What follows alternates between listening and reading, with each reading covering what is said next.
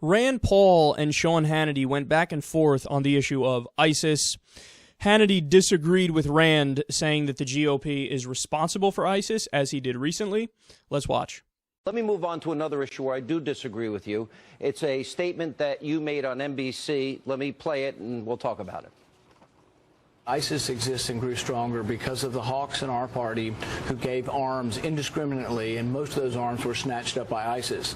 These hawks also wanted to bomb Assad, which would have made ISIS's job even easier.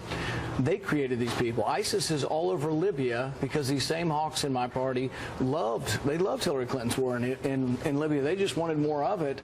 Senator George W. Bush warned with pinpoint accuracy what would happen if we pulled out of Iraq without providing intelligence and training for Iraqi forces, or in the case of Syria, when the president draws a red line in the sand, it doesn't follow through.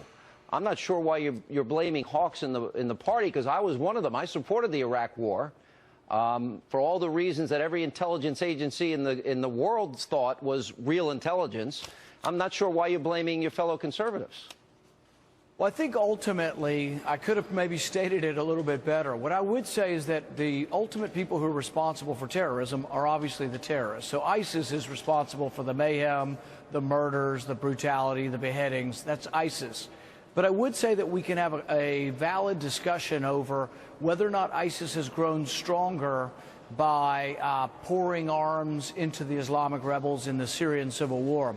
As we did, even our ambassador said that we will be giving arms to people who will fight alongside al-qaeda and alongside ISIS. And it is objective truth that ISIS grew stronger the more weapons that went into the Syrian civil war. So I think it was an unintended consequence that ISIS grew stronger because of weaponizing these Islamic rebels in Syria. But you misspoke when you said hawks, conservatives in the party, created ISIS. You disagree with that now? What I would say is that this was the policy of President Obama, it was a policy of Hillary Clinton, and it was also the policy of some in my party who wanted to arm the Islamic rebels. And I warned at the time that the great irony is that you arm these people, one day we'll have to go back and fight against these weapons ourselves. And I do think we have to do something about ISIS. I've been for declaring war against ISIS. But I've been disappointed that we have to fight against our own weapons. And I think had we not put those weapons into that civil war, we might not be in this fix at this point. I have a funny feeling that debate is going to continue. He's like, Rand, I disagree with you about the hawks being the ones to blame, because George W. Bush predicted with pinpoint accuracy exactly what would have happened and when we left Iraq, and that's the problem. Whoa. Hold on, son. You're giving George W. Bush credit for the situation in Iraq? I love how Republicans are willing to do revisionist history, but you're only allowed to do revisionist history under the Obama administration. You're only allowed to say, well, we shouldn't have withdrawn because then that's when all the problems started with the thing and the thing. Well, wait a second. If you want to do revisionist history, why not go further back and just say, the problem was when you opened Pandora's box to begin with and you did the invasion in the first place. That's the problem. And by the way, you're basically admitting that your solution would be, yeah, we should have just stayed in there forever. That's what we should have done.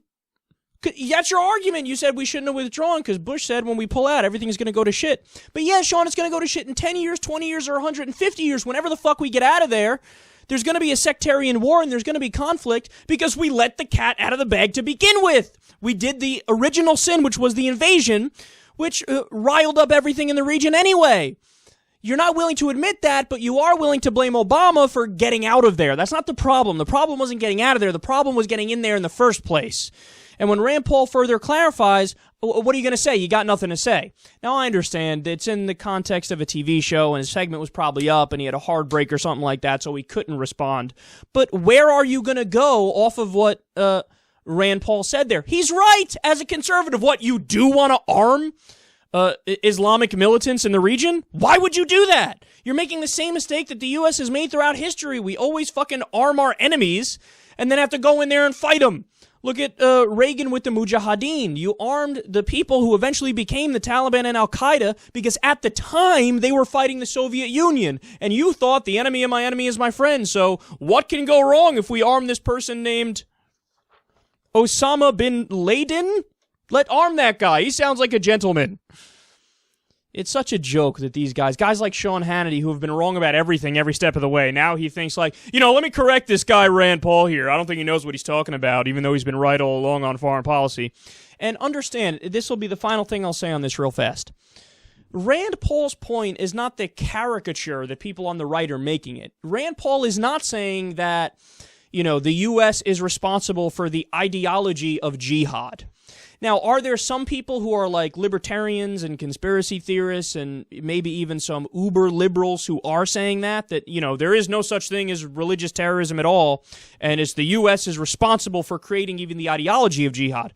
I'm sure there's some fringe people who say something like that, but that's not the point Rand Paul is making. When he says the GOP is responsible for creating ISIS and making them stronger, what he's saying is that ideology of jihadism existed in the first place. It existed without U.S. intervention, but we made those people more popular because of just how bad we fucked up the war and we fucked up the invasion.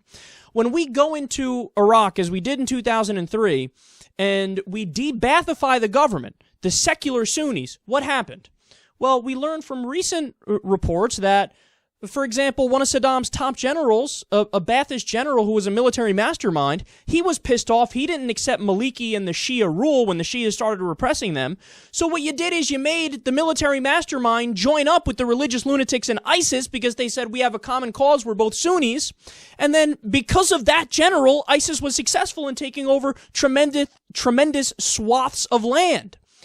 So if it wasn't for you pissing off the Ba'athist population and de-Baathifying the government, ISIS would have never had the success that they had because they're a bunch of religious idiots who don't know military strategy and who don't know how to take more land. But they had the Ba'athist general on their side because of your fucked up invasion. All the people who are good fighters, Saddam's former generals, they teamed up with ISIS because of the U.S. invasion. If we didn't topple Saddam, if the Baathists were still in control, ISIS would never be as big as they are. And when he talks about us arming them, again, that's a fact. It's because we went in there under the Bush administration and we left behind Humvees, we left behind tanks, we left behind aircrafts, we left behind small arms. As a result of that, that's the weapons they picked up. That's not an opinion, that's a fact. So when Rand Paul says the GOP is responsible for expanding ISIS and making them more popular, that's not an opinion. And Sean Hannity is still going to disagree with it either way because he's a clown, he's a buffoon, and he has no idea what the fuck he's talking about.